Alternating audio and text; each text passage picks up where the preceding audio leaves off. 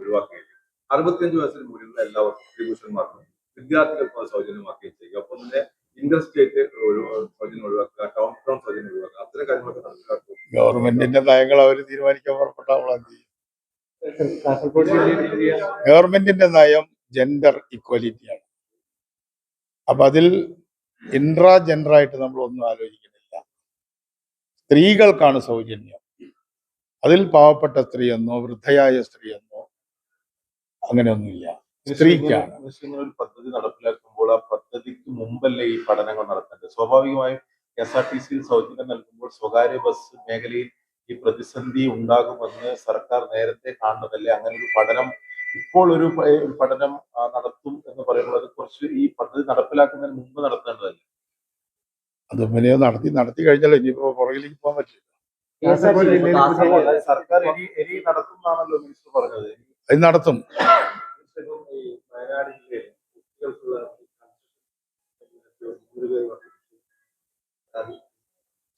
അതെന്റെ ശ്രദ്ധയിൽ ഔദ്യോഗികമായി പെട്ടിട്ടില്ല. അത് ചെയ്യാൻ പാടില്ലാത്തതാണ്. പക്ഷേ കൺസെഷൻ നിരക്കിന്റെ കാര്യം രാഷ്ട്രീയ കക്ഷികൾ ഇപ്പൊ സ്വകാര്യ മേഖലയിലെ പ്രധാനപ്പെട്ട പ്രശ്നം പ്രതിപക്ഷമാണ് ഏറ്റെടുക്കുന്നത്. ആദ്യം പ്രിയദർശിനി പരിപാടി ബഹിഷ്കരിക്കണം എന്ന് പറഞ്ഞു. ഇപ്പൊ അത് കാണാനില്ല. CPM-ന്റെ പ്രവർത്തകരോടെല്ലാം പ്രിയദർശിനിയിൽ കയറരുത് എന്ന് പറഞ്ഞാൽ 30-35% ആൾക്കാർ കയറില്ലല്ലോ. അപ്പൊ അവർക്കൊരു പ്രയോജനം കിട്ടുമല്ലോ. ഇപ്പൊ എന്താ ഗോവിന്ദ മാഷ് പറയാത്തത്?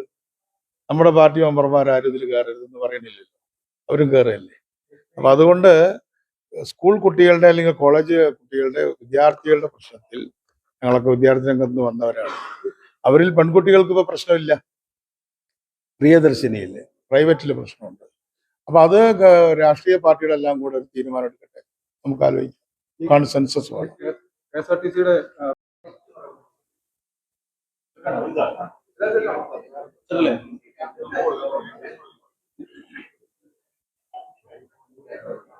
Right start.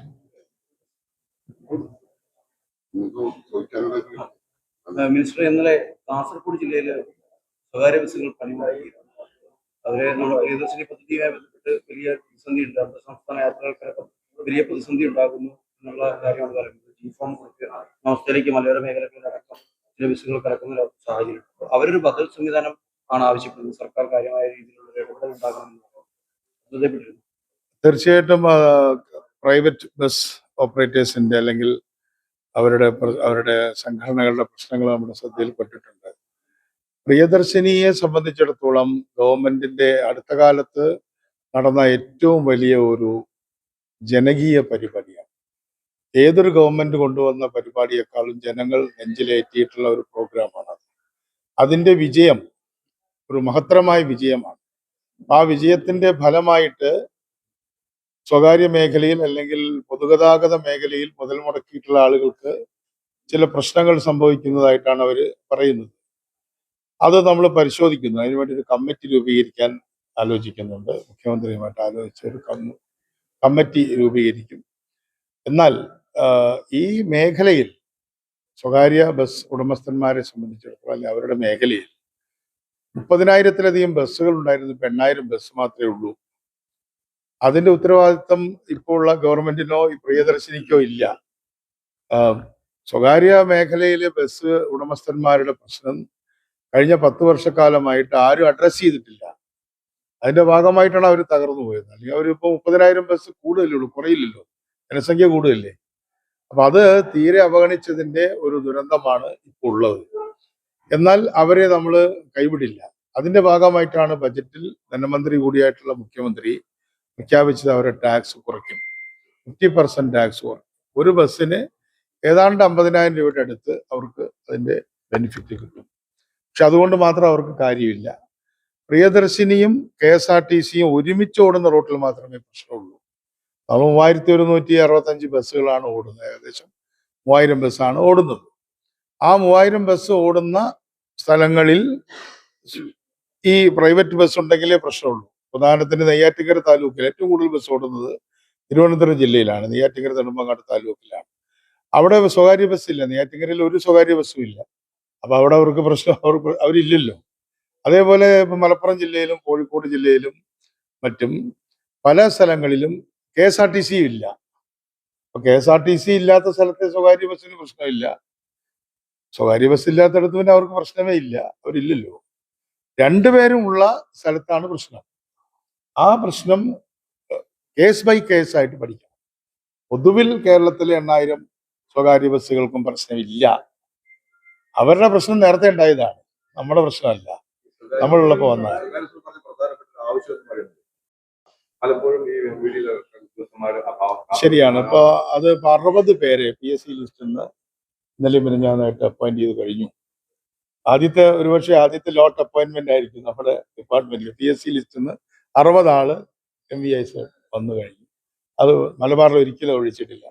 ഈ മോട്ടോർ വാഹന വകുപ്പില് ഒരു മണിക്കേഷൻ പ്രവേശനമില്ലാത്തൊരു പുതിയൊരു പ്രശ്നമുണ്ട്. ഒരാഴ്ചയ്ക്ക് ശേഷം മറ്റ് സാഹചര്യ പ്രശ്നങ്ങൾ പറയാം. മറ്റു ദിവസങ്ങളൊന്നും വേക്കന്റ് ആണ്. ആ.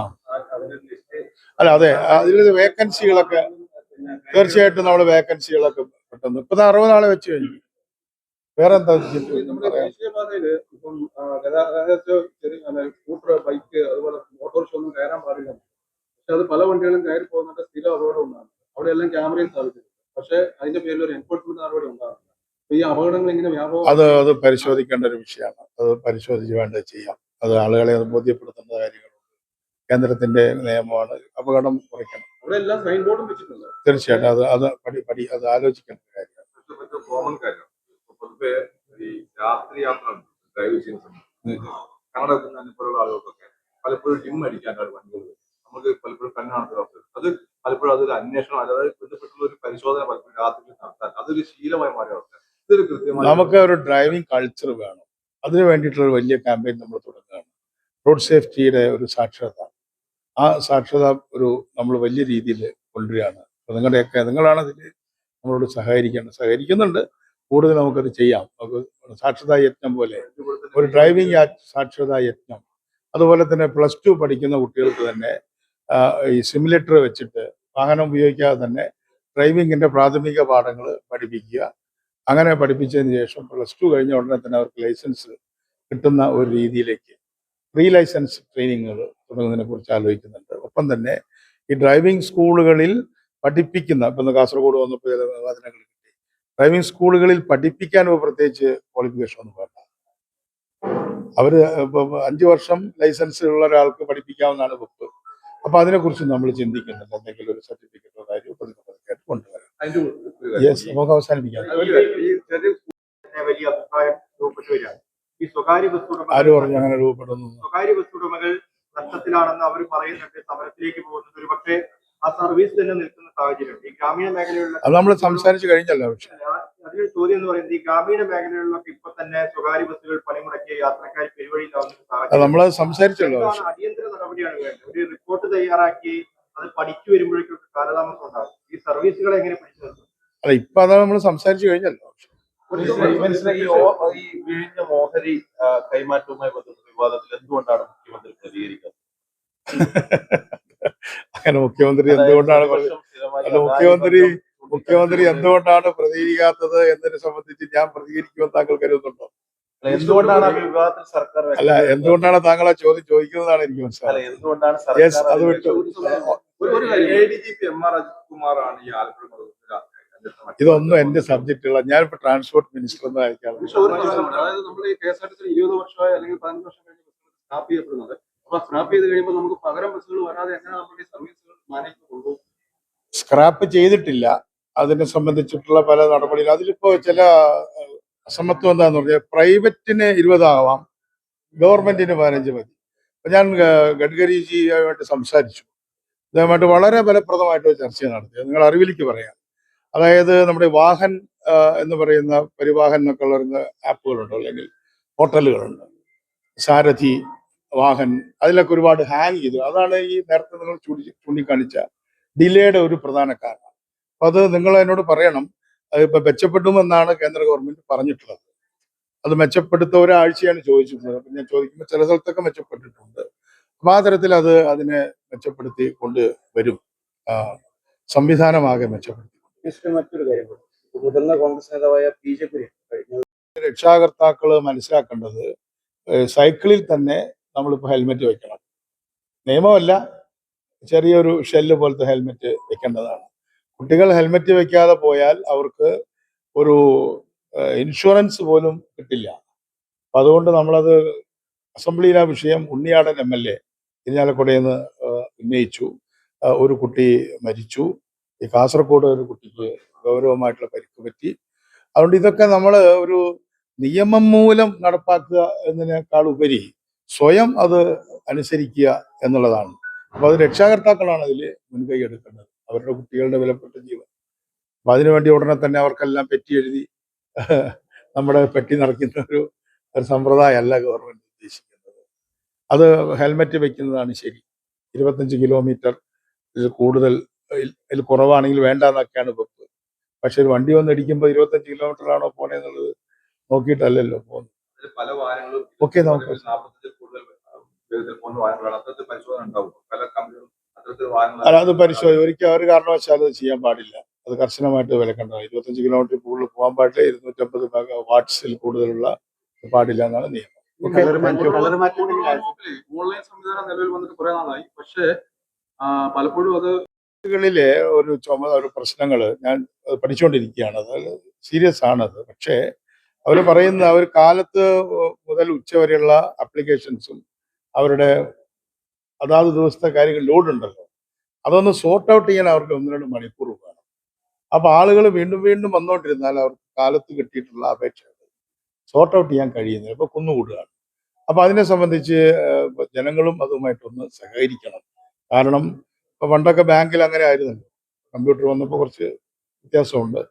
ഉച്ചവരെ നമുക്ക് വർക്ക് ചെയ്താലേ അന്നത്തെ ദിവസത്തെ പണി തീർക്കാൻ പറ്റുള്ളൂ, അല്ലെങ്കിൽ അത് കെട്ടിക്കിടക്കും. അപ്പൊ അത് നമുക്ക് അതിന്റെ സ്ട്രീം ലൈൻ ചെയ്യാം. ഈ സൗജന്യ യാത്രയുമായി ബന്ധപ്പെട്ടിട്ട് സാമ്പത്തിക സംവരണത്തിന്റെ ബസ്സുകളുണ്ട്. പക്ഷേ വടക്കൻ ജില്ലകളിൽ പ്രത്യേകിച്ച് കാസർഗോഡ് ഉൾപ്പെടെ ബസ്സുകളുടെ എണ്ണം വളരെ കുറവാണ്. അത് കൂട്ടാൻ എന്തെങ്കിലും നടപടി വരുന്നുണ്ടോ? രണ്ടും കൂടെ ഒരാൾ ചോദിക്കരുത്, മനസ്സിലായില്ലേ? അല്ല, ഞാൻ മനസ്സിലായി. ഞാൻ പറഞ്ഞതിന്റെ അർത്ഥം മനസ്സിലായില്ലേ? അത് മനസ്സിലായി. കാസർഗോഡ് ഇപ്പൊ അത് മനസ്സിലായോ? ഗ്രാമപ്രദേശങ്ങളിലുള്ള അതെ, നിങ്ങൾ തന്നെ പറയുന്നത് പ്രിയദർശിനി ഇങ്ങനെ കൊണ്ടുവരാൻ പാടില്ലായിരുന്നു. അല്ല അല്ല അങ്ങനെ ഒരാളത് ചോദിക്കുക, അടുത്ത അല്ലെങ്കിൽ അയാൾ തന്നെ പിന്നെ എന്താണ് ഇവിടെ പ്രിയദർശിനി ഇല്ലാത്തത് കൂടെ ചോദിക്കരുത്. ഇല്ല, ഇപ്പൊ പ്രിയദർശിനി വേണം എന്നുള്ളത് ഇപ്പൊ ഉള്ള ഓർഡിനറിയിൽ നടക്കും. ഇപ്പൊ ഉടനെ ഇല്ല. കാസർഗോഡ് ജില്ലയിൽ പുതിയ ഡിപ്പോ തുറക്കുന്ന കാര്യം ആലോചന ഇല്ല, പിന്നെ മറ്റൊരു ഉടനെ ഇല്ല.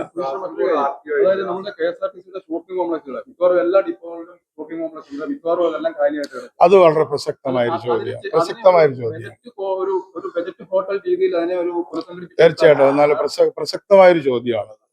അതിലിപ്പോ 2.25 ലക്ഷം സ്ക്വയർ ഫീറ്റ് ആണ് ഇന്ന് പൊഴിഞ്ഞടക്കുന്നത്. നമ്മുടെ 10 വർഷത്തെ ഗവൺമെന്റിന്റെ നേട്ടങ്ങളിലൊന്നാണ്. 2.5 ലക്ഷം സ്ക്വയർ ഫീറ്റ് ഒഴിഞ്ഞിട്ട് എന്ന് പറഞ്ഞ ചെറിയ കാര്യമാണോ? അപ്പൊ അതുകൊണ്ട് അത് MLA വന്ന ഉടനെ തന്നെ അതാ പറഞ്ഞു, ഞങ്ങളത് ഫസ്റ്റ് പ്രയോറിറ്റിയിൽ ചെയ്യുകയാണ്. എന്നാൽ 1.4 1,40,000 സ്ക്വയർ ഫീറ്റ് വരുന്ന കോഴിക്കോട്ടെ ബിൽഡിംഗ്, ആ ബിൽഡിംഗ് ഉപയോഗശൂന്യമായിട്ട് കിടക്കുകയാണ്. അത് പൊളിക്കണോ നിർത്തണോ എന്നുള്ളതാണ് ചർച്ച. അപ്പൊ എന്തായിരുന്നു നമ്മുടെ ഒരു കെടുകാര്യസ്ഥതയുടെ ആഴം എന്നുള്ളതിന്റെ ഒരു സാക്ഷ്യപത്രമാണ്. എന്തായാലും കാസർഗോഡ് വരെ അല്ലേ ഒഴിഞ്ഞു കിടക്കുക എന്നാണ് ഞാൻ കേട്ടത്.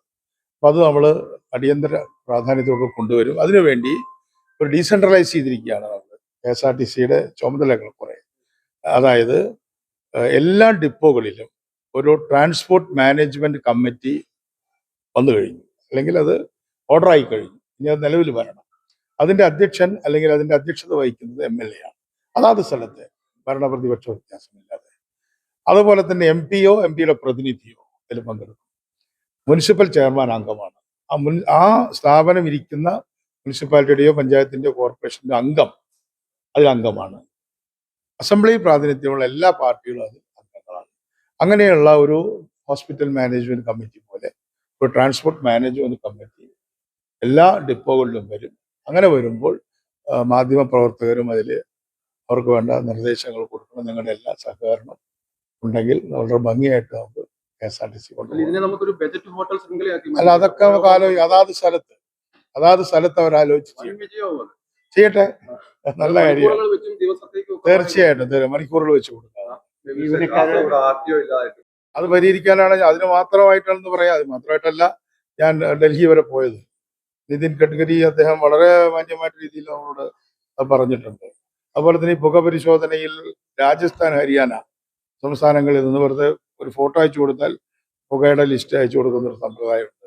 അതൊക്കെ നിരോധിക്കാൻ തന്നെ കേന്ദ്ര ഗവൺമെന്റ് തന്നെ പറഞ്ഞു നിങ്ങളത് നിരോധിച്ചോളാൻ പറഞ്ഞു. അപ്പോൾ നമ്മൾ വളരെ സ്പീഡിൽ പോവാണ്.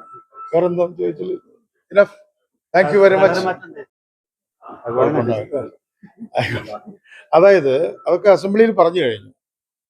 ശബ്ദം പുറത്തേക്ക് കേൾക്കാൻ പാടില്ല, ലൈറ്റ് അമിതമായ ലൈറ്റ് അടിക്കാൻ പാടില്ല, പിന്നെ വാഹനം ഒരു കളിപ്പാട്ടമല്ല. ഇന്നലെ ഉണ്ടായ ദാരുണമായ ദുരന്തം നിങ്ങൾ കണ്ടു കാണുമല്ലോ. വാഹനം ഒരു വളരെ ഗൗരവമുള്ള ഒരു സംഗതിയാണ്. അതിനെ ഒരു കളിപ്പാട്ടമാക്കരുത്. ഇന്നലെ ആ കുഞ്ഞ് മരിക്കുന്നത് നോക്കി നിൽക്കേണ്ടി വന്നു. വാഹനത്തിൽ കൂടെയല്ല ഈ പാട്ടൊക്കെ കേൾപ്പിക്കേണ്ടത്. പിന്നെ വേറെ സംവിധാനം ഉണ്ടല്ലോ. വാഹനത്തിൽ വെച്ച പാട്ട് കേട്ട് വാഹനത്തിന്റെ പുറത്ത് നിന്ന് നൃത്തം ചെയ്യുക എന്നൊക്കെ പറയുന്നത്, അതൊക്കെ ജനങ്ങൾ തന്നെ സ്വയം ഒന്ന് പിന്മാറണം. ഇതൊരു കളിപ്പാട്ടമല്ല, ഇതൊരു വളരെ അപകടം പിടിച്ചൊരു സാധനമാണ് ഈ മെഷീൻ, ഈ യന്ത്രം ആണിത്. കാറൊരു യന്ത്രം, അതിന് ബുദ്ധിയൊന്നുമില്ല. അപ്പൊ അതുകൊണ്ട് അതൊക്കെ വളരെ കൈകാര്യം ചെയ്യുന്നവര് ശ്രദ്ധയോടുകൂടെ കൈകാര്യം ചെയ്യണം എന്ന് ഞാൻ പറയേണ്ട ആവശ്യമില്ല. ഇന്നലെ ഉണ്ടായ ആ പ്രശ്നം നിങ്ങൾക്ക് എല്ലാവർക്കും അറിയാം. അതുകൊണ്ട് പാട്ട് കേൾക്കുക, ആ പാട്ട് കേൾക്കാനുള്ള ഉപകരണമല്ല ബസ്, പക്ഷെ അതിന് മിതമായിട്ട് പാട്ട് കേൾക്കാം, കുഴപ്പമൊന്നുമില്ല. Right, thank U.